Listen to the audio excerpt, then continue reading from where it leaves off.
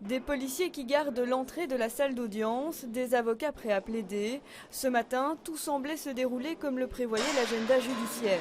Seulement, à l'heure du procès en appel, le président décide de le reporter pour des raisons de sécurité. Manifestement, l'audience est remise. On vient d'avoir l'annonce maintenant par la Cour d'appel qui nous signale que les mesures de sécurité globales ne sont pas suffisantes et que donc il faut reporter l'affaire à demain. Il paraît que ce sont des mesures de sécurité globales qui ne dépendent manifestement pas de la sécurité du palais de justice. Ce report pourrait plutôt être lié à des menaces personnelles reçues par certains magistrats.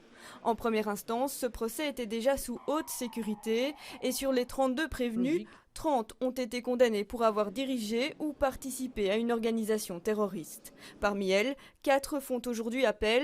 Khalid Zerkani, le principal recruteur présumé de djihadistes, qui a écopé de 12 ans ferme, 2 sœurs et une autre femme qui est condamnée à 2 ans de prison avec sursis. Monsieur Zerkani conteste la décision qui a été prononcée par le premier juge. Pour le reste, je ne ferai pas de commentaires et je livrerai l'argumentation de monsieur Zerkani à la Cour. Il y a des points sur lesquels elle aimerait revenir, qui n'ont pas été entendus en première instance et qu'elle aimerait pouvoir expliquer plus longuement peut-être ici à la Cour d'appel.